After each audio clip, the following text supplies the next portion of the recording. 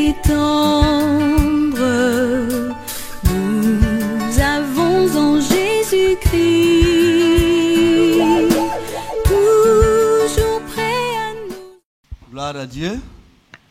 Gloire à Dieu. Merci.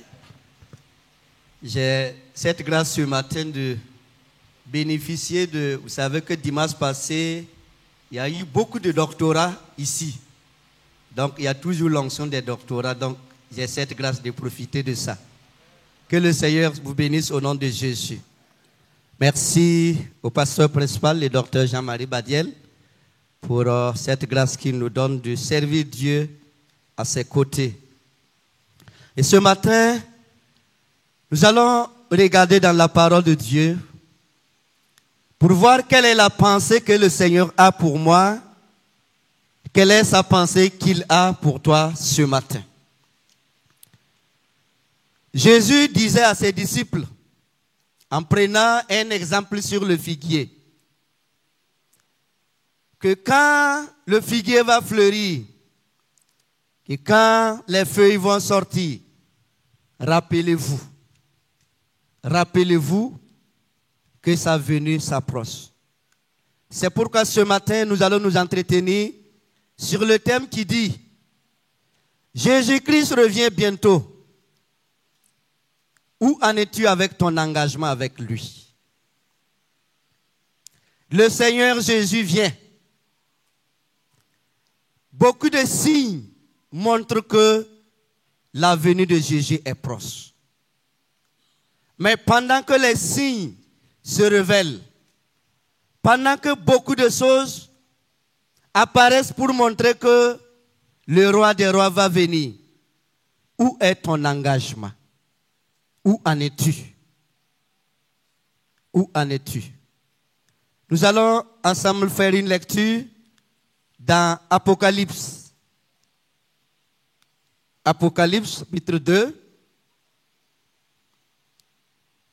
partir du verset numéro 1, verset 5. Apocalypse 2,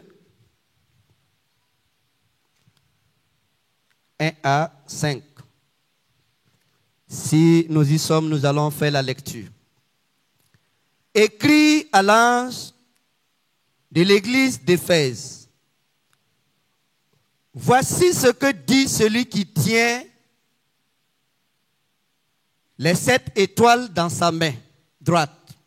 Celui qui marche au milieu des 7 chandeliers d'or. Je connais tes œuvres, ton travail et ta persévérance. Je sais que tu ne peux supporter les méchants, que tu as éprouvé ceux qui se disent apôtres et qui ne le sont pas, et que tu les as trouvés menteurs, que tu as de la persévérance, que tu as souffert à cause de mon nom, et que tu ne t'es point lassé. Mais ce que j'ai contre toi, c'est que tu as abandonné ton premier amour. Souviens-toi donc d'où tu es tombé. Repens-toi et pratique tes premières œuvres. Sinon, je viendrai à toi et j'ôterai ton chandelier de sa place, à moins que tu ne te répandes. Alléluia. Gloire à Dieu. Voici ce que Jean, n'étant révélé par Jésus-Christ, a adressé à l'église d'Éphèse. Voici le message qu'il a donné à l'église d'Éphèse. Et ce même message s'adresse également à moi ce matin. Ce même message s'adresse également à toi ce matin. Dieu dit à cette église, je suis au courant de tout ce que tu fais. Je connais tes œuvres. Je connais ta persévérance. Je vois tout ce que tu fais. Je vois que tu ne te lasses point. Je vois les œuvres que tu es en train de faire. Tu fais beaucoup de choses. Tu prélèves tes dîmes. Tu prélèves tes offrandes. À l'église, tu es engagé. Tu fais beaucoup d'autres choses. Ce sont des éloges que Dieu donne à l'église d'Éphèse. Je connais ce que tu fais. Je vois que malgré les souffrances que tu rencontres, tu ne te refroidis point. Malgré les oppositions qui se dressent devant ta marche avec Dieu, tu persévères toujours. Nous sommes engagés à suivre Dieu. Et nous faisons beaucoup de choses à l'église. Souvent, dans notre marche avec Dieu, il y a des fois que nous rencontrons des difficultés. Mais cela ne nous empêche pas d'aller de l'avant. Cela ne nous empêche pas de persévérer. Cela ne nous empêche pas de toujours continuer à paraître agréable à Dieu. Mais Dieu dit à l'église d'Éphèse, malgré tout, il y a quelque chose que je te reproche. Tu as abandonné ton premier amour. Après l'analyse que Dieu a faite sur l'église d'Éphèse, Dieu a remarqué que ce n'est pas ce que l'église faisait. Ce n'est pas les œuvres que l'église faisait d'antan. Il y a eu un refroidissement. Ce n'est pas le même zèle que Dieu a vu auparavant. Et c'est pareillement aussi à nous. Est-ce que c'est le même zèle que j'ai maintenant? Le zèle que j'avais quand j'avais rencontré Jésus-Christ? Est-ce que quand je me suis converti, est-ce que j'ai toujours le même zèle? Quand j'essaie d'évaluer mon niveau de prière, est-ce que c'était comme ça que je priais? L'amour que j'avais pour Dieu, en lui donnant la première place dans ma vie, l'amour que j'avais pour Dieu, en lui donnant la première place dans toutes mes préoccupations, est-ce que maintenant c'est le cas? Est-ce qu'il n'y a pas eu un refroidissement à quelque part? Dieu a tout constaté. Mais c'est comme notre papa a donné l'exemple de celui qui est venu donner sa dîme. C'était une forte somme. Mais malheureusement, il y avait un 5 000 francs qu'il avait enlevé, laissé à la maison. Et le pasteur lui dit, ce n'est pas que ce n'est pas beaucoup. Le problème est que tu n'as pas été fidèle. C'est une grosse somme, mais ce n'est pas toute la somme. Nous faisons beaucoup de choses, mais est-ce que c'est ce que nous devrions faire? Est-ce qu'on n'a pas refroidi à quelque part? Est-ce qu'on n'a pas diminué le zèle à quelque part? Dieu a dit à l'église d'Éphèse, je t'apprécie beaucoup. Je suis content de ton engagement. Mais seulement, tu as abandonné ton premier amour. Seulement, tu ne fais plus les choses comme avant. Posons-nous la question. Qu'est-ce qui peut nous amener à abandonner notre premier amour à l'église? Qu'est-ce qui peut m'amener à abandonner mon premier zèle? Le zèle que j'avais depuis quand j'étais intégré à la chorale, quand j'étais intégré dans l'autre activité, l'engagement que je faisais, l'amour avec lequel que je le faisais. Maintenant, je pouvais rater. Quand je rate une répétition, ça me peine. J'ai honte de moi. Mais maintenant, quand je rate une répétition, avant, quand je ne venais pas à une réunion de prière, j'ai un pincement au cœur. Maintenant, quand la semaine je ne viens pas à l'église à une réunion de prière, qu'est-ce qui se passe en moi? Avant, quand je ratais une action que j'avais l'habitude de faire pour Dieu, j'avais un pincement de cœur. Maintenant, qu'en est-il si cela se passe dans ma vie? Si cela se passait dans ma vie, qu'est-ce qui se passe? Premièrement, il y a les frustrations de la vie. Ce qui peut nous amener à abandonner notre premier amour. Les frustrations de la vie. Dans notre engagement, nous pouvons rencontrer des difficultés. dans notre engagement avec Dieu, ou dans un ministère quelconque, que ce soit à la chorale, ou bien dans quelque endroit que ce soit que Dieu me donne l'opportunité de le servir, je peux rencontrer. Et cette difficulté peut me frustrer. Cette difficulté peut m'amener à me décourager. Cette difficulté peut m'amener à diminuer de zèle, à reculer, à ne plus faire les choses comme je le faisais. Alors que, en lisant dans Jean chapitre 16, verset 33, Jésus nous a prévenus en disant à ses disciples, je vous ai dit ces choses afin que vous ayez la paix en moi. Vous aurez des tribulations dans le monde, mais prenez courage, j'ai vaincu le monde. Jésus-Christ l'a dit à ses disciples parce qu'il savait que ça n'allait pas être facile. Et cette même parole s'adresse à moi. Les difficultés vont venir, les problèmes de la vie vont venir. Des questions vont se poser devant moi.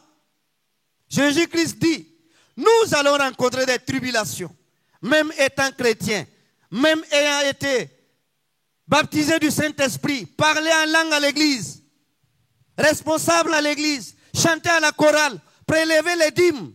Les difficultés vont venir. Mais Jésus-Christ dit, prenez courage, j'ai vaincu le monde. Une des raisons qui peut m'amener aussi souvent à baisser les bras, ce sont les coups et blessures que nous pouvons recevoir.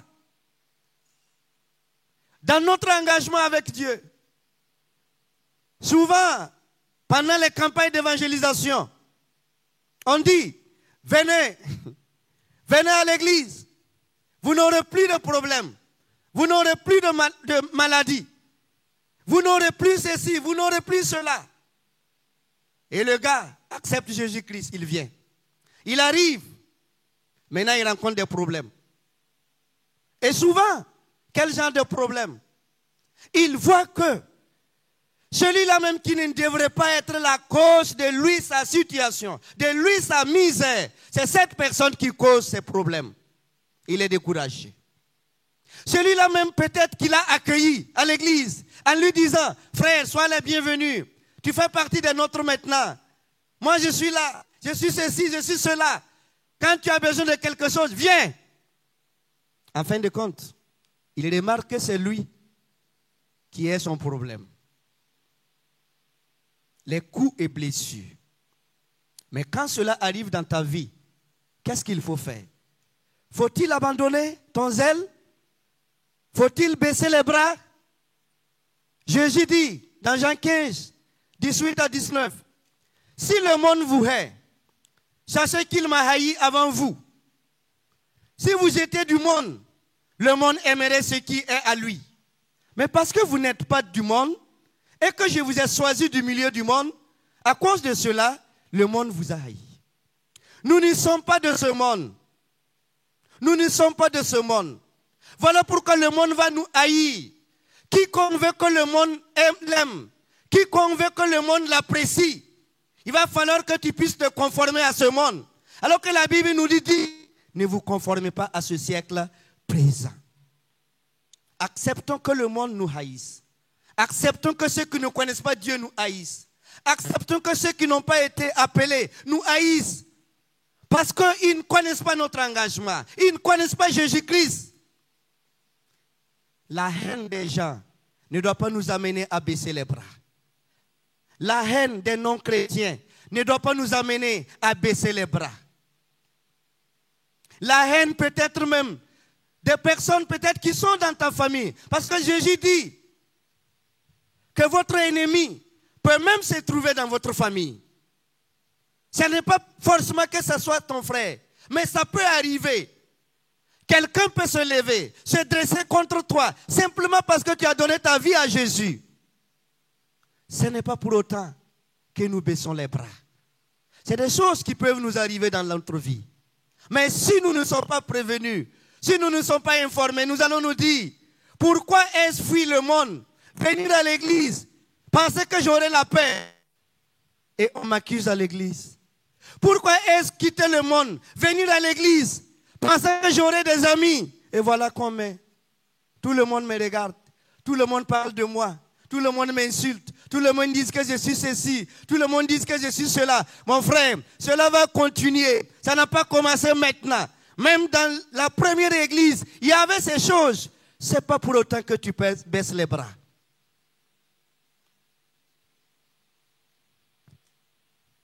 Qu'est-ce qui peut nous amener encore? Rappelez-nous, Jésus a dit, je viens bientôt. Dans Apocalypse 3, verset 11, je viens bientôt. Retiens ce que tu as, afin que personne ne prenne ta couronne. Alléluia. Je viens bientôt. Retiens ce que tu as, afin que personne ne prenne ta couronne. Mon frère, tiens bon. Tiens bon là où tu es. Tiens bon dans ce que tu fais. Persévère. Jésus a dit à l'église d'Éphèse, souviens-toi de là où tu es tombé. Reprends tes premières œuvres. Reprends ton premier amour.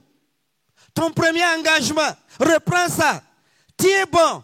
Sinon quelqu'un prendra ta couronne. Les Ivoiriens disent, quelqu'un laisse, quelqu'un prend. Alléluia. Si tu laisses, quelqu'un va prendre. Si tu laisses, quelqu'un va prendre. Si tu abandonnes, Dieu ne manquera pas de quelqu'un pour reprendre ce que toi tu faisais. Il a même dit, quand Jésus rentrait dans la ville, les gens ont dit, quand les gens louaient, ils ont dit, hey, taisez-vous, taisez-vous.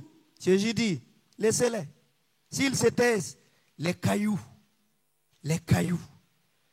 Si tu te retires parce qu'on parle de toi, si tu t'assois parce que tu as des difficultés, si tu laisses ce qu'on t'a dit de faire, ce que Dieu t'a dit de faire, en passant par son serviteur, si tu t'assois à cause des critiques, à cause des murmures, mon frère, quelqu'un va prendre ta couronne.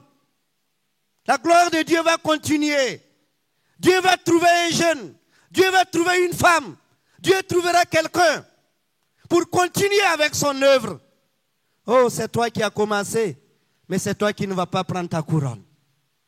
Que le Seigneur nous éloigne de cela. Repens-toi. Où est-ce que tu es tombé? Une dernière raison qui peut nous amener à abandonner notre premier amour, c'est le péché. Dans notre marche avec Dieu, étant donné que nous sommes toujours dans la chair, nous pouvons tomber dans le péché. Étant donné que nous sommes agressés par le monde, nous sommes agressés par le diable, nous pouvons tomber dans le péché. Et quand nous tombons dans le péché, le diable se saisit de cela et vient à notre côté et nous dit, mon frère, c'est fini pour toi. Dieu n'a plus affaire à toi. Mon frère, c'est fini. C'est fini. Ça, c'est le diable. Et pire encore, des humains, des fidèles vont peut-être dire, aïe, pour toi là, c'est fini. Toi, on t'a vu ça, tu as fait ça. Tu as fait ça, tu as fait ça. Jésus-Christ dit, il nous aime toujours. Et dans Ésaïe, chapitre 1, verset 18, Dieu a dit aux Israélites, venez et plaidons. Si vos péchés sont comme le cramoisi, ils deviendront blancs comme la neige. S'ils sont rouges comme la pourpre, ils deviendront comme la laine. Alléluia. Dieu ne rejette personne. Dieu aime le pécheur. Dieu aime le pécheur. C'est ce qu'il fait qui ne plaît pas Dieu. Si le pécheur décide d'abandonner son péché, il devient immédiatement l'ami de Dieu. Alléluia. Si le voleur décide d'abandonner le vol, il devient l'ami de Dieu. Si la prostituée abandonne sa prostitution, il se repent, elle se repent, elle donne sa vie à Jésus, elle devient l'ami de Dieu. Et Dieu peut l'utiliser. Mon frère, l'apôtre Paul dit que qu'est-ce qui peut nous séparer de l'amour de Dieu? Alléluia. Rien ne peut nous séparer de l'amour de Dieu. Même dans l'état de péché, l'amour de Dieu est vers toi. Et la main de Dieu est toujours tendue vers toi. En disant simplement, mon frère, viens, je t'attends. Alléluia. Viens, je t'attends. Et quand nous venons, il dit, je ne mettrai point dehors celui qui vient à moi. Que le péché ne t'amène pas à reculer. Que le péché ne t'amène pas à abandonner l'église. C'est celui qui demeure dans son péché, qui rentre à l'affaire, celui qui se repent de son péché, celui qui confesse son péché.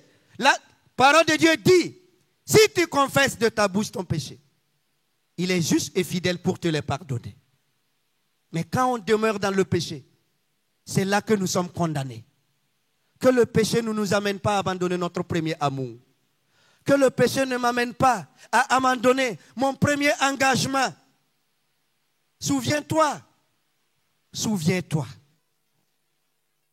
Et ce qui est un peu difficile, Dieu a dit à l'église d'Éphèse, si tu ne te repens pas, si tu ne te repens pas, je viendrai. Je viendrai et j'ôterai le chandelier. Si tu ne te souviens pas, Jésus-Christ revient bientôt.